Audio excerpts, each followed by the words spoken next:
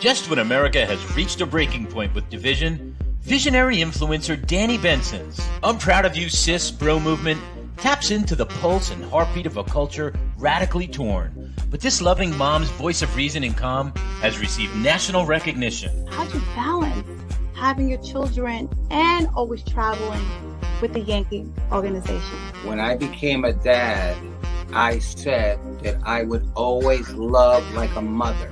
I feel like I have to try certain things or act a different way because I know some people or some kids. So join Danni Benson as she celebrates her special guests on her show and highlights their gifts and contributions to our world.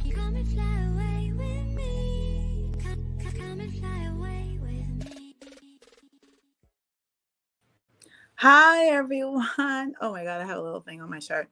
Okay. Hi, I'm Danni Benson. Thank you for joining. I'm proud of you, sis. Hopefully everyone is having an amazing day. Happy Wednesday. I love Wednesdays because we're almost done and it's almost the weekend. So I get so excited when Wednesdays come because Thursday and Friday the weekend starts really on Friday. But thank you for joining. I'm proud of you, sis. I have a special guest, Stephanie Lamour. She's a CEO and founder of Lamour Empowerment, her and her husband, Renard Lamour. And the reason I have her on the show is I wanted to focus on our youth because I don't know if you see what's going on out there. Sometimes I'm just like, what is going on? There's pure madness. Sometimes I ask where the parents are, but I have to understand sometimes parents are working multiple jobs, and they can't be at home 100% of the time. And I have to take any judgments out of, because I'm a parent and I know how hard it is to be a parent. But I think now these days we need to start talking about more social, emotional issues with our children and conflict resolution, to help our kids, is because it's as important as math, science. Yes, we have to give our kids the IQ to be smart, right? But we also have to give our kids morality, conflict resolution, meaning that you don't just not want to talk to somebody and all of a sudden either bully them or do something that's violent. I mean, that's not the way that we were taught. When I was being raised, we were taught to sit down and talk about it and come to a resolution, but not do something that you don't think will be detrimental for the rest of your life. Because if you do harm a human being, 9 times out of 10, you will suffer some consequences, like go to jail. And these kids need to understand the consequences of going to a store and taking something that doesn't belong to you. We need to have these conversations. And I think with the world of social media and everyone being so busy, we still have to give the time to the youth because they are our future. We can't give up on them. And then we can't just blanket and generalize every single youth because there's so many amazing youth out there that's doing amazing things. But we do have to, help the youth that maybe don't have the opportunities that other youth have, to give them some guidance, give them some love, because sometimes when they do things, it's because they don't have the proper experience, don't have maybe the education, maybe, the parenting skills is poor sometimes, because think about it, we don't get manuals to become parents, right? We just have to use our instincts and look at other people and what they're doing. So it doesn't mean that parents have all the tools. So Miss Stephanie Lamour I call her the youth speaker, meaning that she connects with the youth, she understands the youth, and she wants to give the youth every opportunity in life to succeed with her Lamour Empowerment Foundation.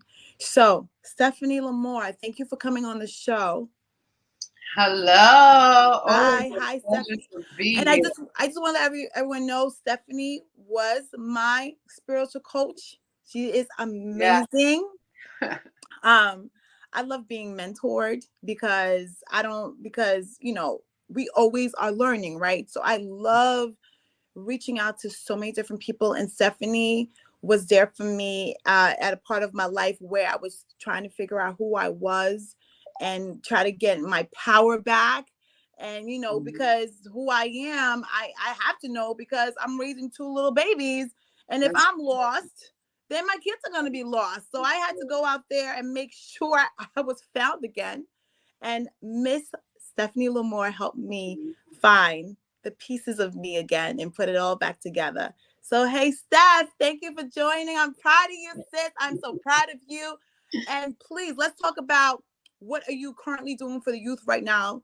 And also, if you want to speak about your coaching, because you're amazing at it, definitely discuss that also with our audience. So I don't know what you want to dive into first. But listen, they all go together, right? So Okay. ours, we really focus on faith-based personal development. And when we talk about mental health, spiritual health, emotional well-being, these are the things that we focus on through our workshops, our events, our programs, right? And so our programs include one-on-one coaching, whether it's for adults or whether it's for the youths. And also the program entails our youth leadership program. And so that is one of my favorite programs that we have because like you've been saying, I love working with the youth. They make you feel youthful. Yeah, they do. They are I always say there's kind of like a misrepresented, I want to say, age group. And sometimes for me, it could be the elderly, but also the youth. And I think those are the two misrepresented age groups. And so therefore we concentrate on the youth with the youth program. Now the youth program, this is where we involve ourselves in understanding the youth because first we have to understand them, right? And that's a continued process. And in understanding them, knowing what it is that they need, knowing what it is that they want, but especially disconnecting them for the time that we have with them from outside, like from the social medias, from the phones, from anything that's going to disrupt what or distract. Or distract. That's the key word, distract them from understanding that they are the leaders of tomorrow. And so that's what the leadership program does. We incorporate them with the skills. We bring in people, guest speakers to empower them. So we're not doing this alone. We've had people come and teach them about vegan. We had a vegan chef come in. We had a person from the police department come in. We've had several guest speakers. We call them gem speakers, guests who empower, motivate, and support the youth. And so this program, they love it because you have youths, they want to know that they belong somewhere. And that's one thing about youths. So what are some of the exercises that you do? Because I feel like this generation of youth, it's funny. I went out to dinner with my daughters and I was speaking to a high school. She's going to graduate this year. Mm-hmm. And it was so sad because she was talking to me about being bullied mm-hmm. and they're making fun of her because she didn't get her nose done because she has like a beak of a nose. And I looked at her and I said, look, your nose is beautiful. You're beautiful just the way you are. And just for her to hear those words, her face was enlightened. Mm-hmm. So when I think of you talking to the youth, sometimes they just need to hear the words. I'll give you one better. Sometimes they need to hear the words, but they need to hear it from their peers as well. Mm. And so a lot of the times when we do our program, we make sure we're building community. Just like us as adults, we look for community. So we make sure that they know as facilitators, as their coach, we empower them to empower each other, right? Mm. And so that means we've had circles time where they can bring up what it is that they're going through in school. Now, versus me giving my thoughts and my opinion, I'll say support your teammate. What is it that how can you support your teammate? And then they'll begin to feed each other versus being the adult. Because sometimes us as adult, we can say something, but they'll receive it better from a peer, right? And so in learning that, a lot of the times we direct them to have conversations with each other, as well as the activities that we do to promote the conversation. And sometimes that's Q&A. Sometimes that's games, right? That can invoke us how they feel emotionally. We've done heads up where they are able to learn different. Listen, there are so many ways to describe emotions. Like you could say, I'm angry, or I'm mad, or I'm furious. And each of those things means something different. And I think a lot of times with youths, the key thing is they don't express their emotions because they don't know how. They don't know the words to use. They don't think it's acceptable to express them. They feel different. And so a lot of situations stem simply because what do I do with what I am feeling?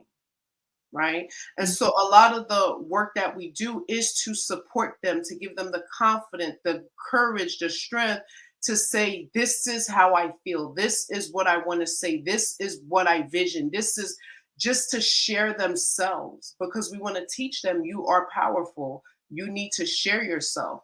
And that starts with being able to express the inner emotion. Yeah, because that's very important, because when kids go to school concentrates on the brain, right?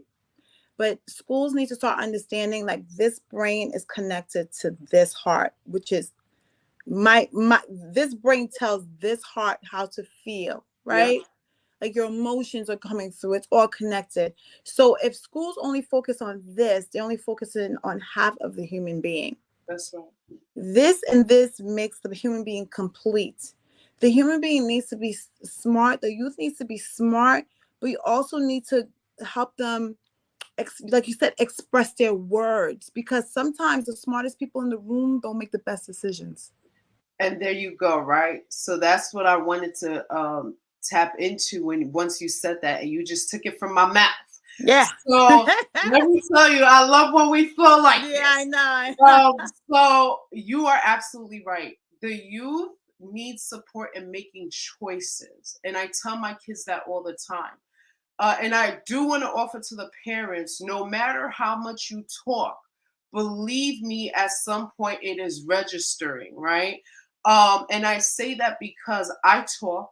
My coachees know I talk. They be like, Coach Steph, you just talk. But they appreciate it, because some of them will come and they will speak about the choices that they had to make during the week. And they will say that the program helped them to make that choice during the week. Okay. And in fact, I say this, the education system will teach math, science, what you can use to support the system. Okay, let's just be real, right? My intellect is what they will grow. However, my choices, my morality, who I am, my identity is not being watered, in other words. It's right? it's not being supported in the school. And I don't understand now, like more than ever, our life is so even more complex with social media. Now AI is about to come in here and just wreck things even more. If we as humans don't start talking about our feelings and having empathy and expressing that part of us, then our society is going to go downwards, because we're not going to care for one another, because we're not taught to care for one another. We're not taught to express our feelings. And that goes for boys too. Especially boys.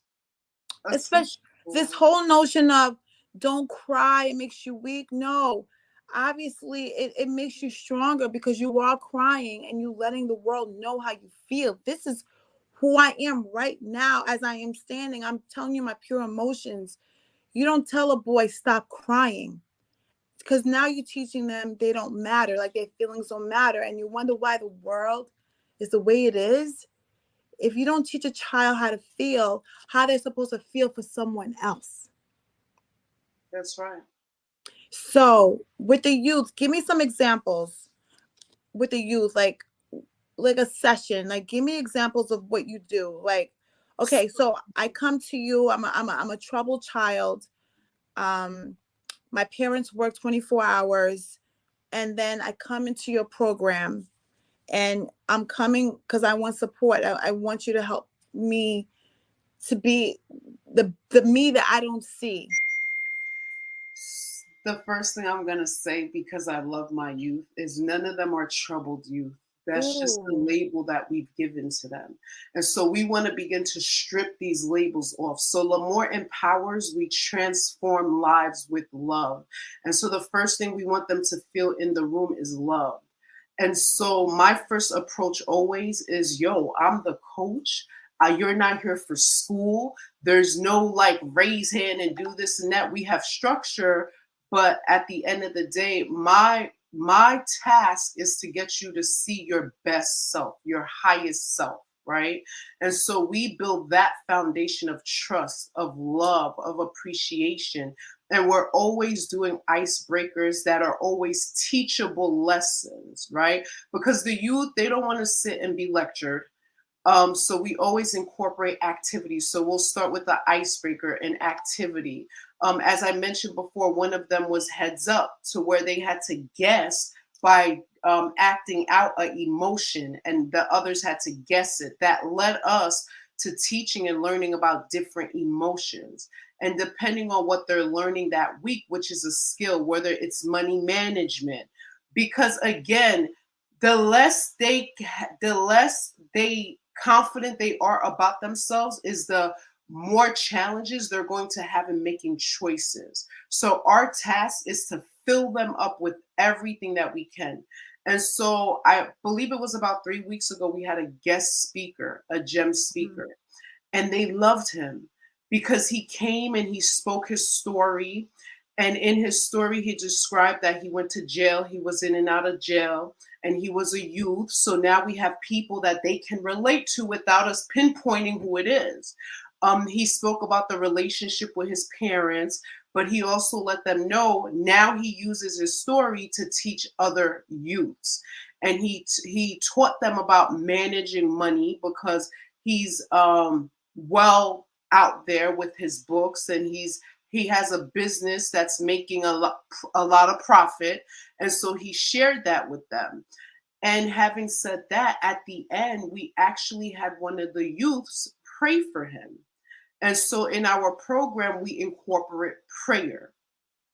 Okay. Now, when we incorporate prayer, I'm so real with the youth. I've had youth say to me, because we have youths, they don't have to be Christian. We are a Christian-based foundation, but I have youths that their parents don't go to church. They're not really Christians, and we still pray. And I've actually had one of them say to me, well, what if we don't believe in prayer and we don't want to pray? And I said, listen, when you go to school, you do the I pledge allegiance to the flag, and you do that out of what? Respect. Because people have died for the country and you respect them. And I said, in the same way, I'm standing before you here today because I share my story with them all the time, because God saved me. Jesus has saved me, so I respect him. In the same way, I'm only asking you to respect it. That's it. And as young as they are, guess what? They respect it. Only because, as I originally said, our foundation is built out of love. We're not pressuring nobody. We're not forcing them to see something they already have inside of themselves. We're encouraging them to pull it out with love. And so we get together. After that, we wrap up with one word of the day, one word that they pick from the day. And if they want to further the conversation, they have access with me with one-on-one coaching. And so that's typically what we will do. So when we were growing up, we were able to talk about prayer in school. I don't know. I think teachers were allowed to pray. I don't know. Do you think that we need to teach some sort of morality in school? Like, just like we do the Pledge of Allegiance, do you feel that? What about if we just pray? It doesn't matter if whatever. See, I don't want to say whatever God you have in your mind, because a God could be money too. A God Okay, can so be, you know what I mean? So I here's don't want to say whatever God. People are sitting there praying for money. okay, So so here's what I would offer any parent listening. I know that sometimes we struggle with the school system. I know this, right? And I know God has called and assigned some people for every battle. I believe this.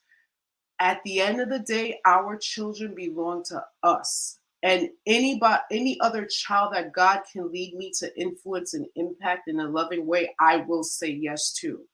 Why I say this is because I will give you an example. My son is 8 years old, Leonardo. I teach him about God, and he reads the Bible. And there are times that, guess what? His school will have bring your book to school. I don't have to tell him. He will bring his Bible. His friends know that he prays. They'll come to the house, we'll pray, right? So this is something that I'm not going to expect the school to do for me. I have to take the initiative to do it myself. And I think this is where we will start finding now other parents, other kids who live or want the same thing. And that's how we begin to build the infrastructure of seeing a change in the school system. But when there's not a table, you got to set the table yourself. You got to make the table yourself. In other words, is what I'm saying. So it starts from home. It starts from home. It has to. We can't always depend on the education system to do what we feel that is right to do or what we deem is right. Because guess what? They serve so many other people. I know. And so many other communities too. And so many other religions, right? So all of this, to be loved, to understand certain things. And so why I say that is because, again, there are people who are called to go into these schools and say, yeah, we are demanding, or we want, or not even demanding, but this would be so good for our children, right? This would be so fruitful for them to be able to get together and pray. Now, my children's school, they have affirmations in the morning. They have encouraging words in the morning. They have things like that. But you will also see students, because of what they've learned at home, if something is wrong with their friends, they would pray for their friends because that's what they're taught at home, right? So do you think morality and religion is the same thing? Do you think schools could teach morality and separate it from religion? Okay. You want to know something recently I learned? Okay. Because I teach youth. I teach the youth at my church also, right? Renard and I lead the youth. And I learned this week that the Bible stands for basic instructions before leaving earth. Ooh. Right? Basic instructions. Who put that acronym on it? Earth. Wait, now, I never knew that acronym. Who said that? That's what I learned from the kids this past Sunday. Basic instructions before leaving earth. So I always looked at the Bible as a manual, right? God created us. He gave us something to live a full life. This is what people need to understand, and this is what I've been teaching the youth. You're here to live a full life. That means there are things that God puts inside of you that sometimes you may feel less than, sometimes you may feel doubt, sometimes you may feel you're not good enough, sometimes you may have fears, sometimes you may want to be a part of the crowd. But these feelings that you're having is not you living a full life. How does that look like for you? And we start getting them to think about that early. Now, how do they get to that full life? We have to teach them that your friends can have 20,000 things to say, 20,000 opinions. But when you trust and believe that you're created by a creator, he's actually left you a manual, a set of instructions to get you to that full life. So this is not about religion. I don't do religion. I do a Christian walk. I follow Christ. That's why I'm able to love and forgive and make room for others and teach others, no matter who you are, what you choose, what you look like, there's still room to love so we can learn, because that's what Christianity is. It's not a religion. So this is what I share with the kids. Wow, that's very powerful, because I had to write it down. The Bible stands for basic instructions before leaving Earth. Yes. And leaving Earth and going to heaven, hopefully. Heaven. Listen, that's what we're praying for. Heaven comes down. Yeah, before I go to God, like, let's look at the manual. Like, you know what? But you know what it is? It's like whatever religion you follow, I feel like the Bible, and all the other, the Torah, the Quran, I think they're all are kind of instructions. But you know what it is? What it is? It gets crazy because people cherry pick. Either you're gonna take the full text. See, this is where the contradictory comes, because either you're gonna take the full text or not, right? Okay, Or so no. here's what I would offer, right? Okay. Again, here's what I would offer. And I've had many of these conversations. This is where respect comes in, right? So you see how you mentioned the Torah and everything else. Again, we've had youths from different walks. Some of them don't even start off believing in Christ, right? Mm-hmm. This is not to convince somebody. This is to see where are they. So once you see where are they, you meet them where they are. So if you have someone that reads the Torah, that's their belief. So whatever what they have, or Muslims, whatever they have, they feel, like you said, is their basic instructions for leaving Earth. So really, I'm respecting you. So that means what I'm saying is not for you. And I have to respect that, because it's not, and I say this in the most loving way, I think where people go wrong is we try to fix people. It's not our jobs to fix people. It's our jobs to love people and allow a God that's created us and changed us to change them. That's it. Because you know what? You're right. Because change starts with you.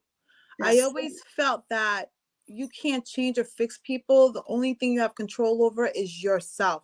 So you be the best human possible.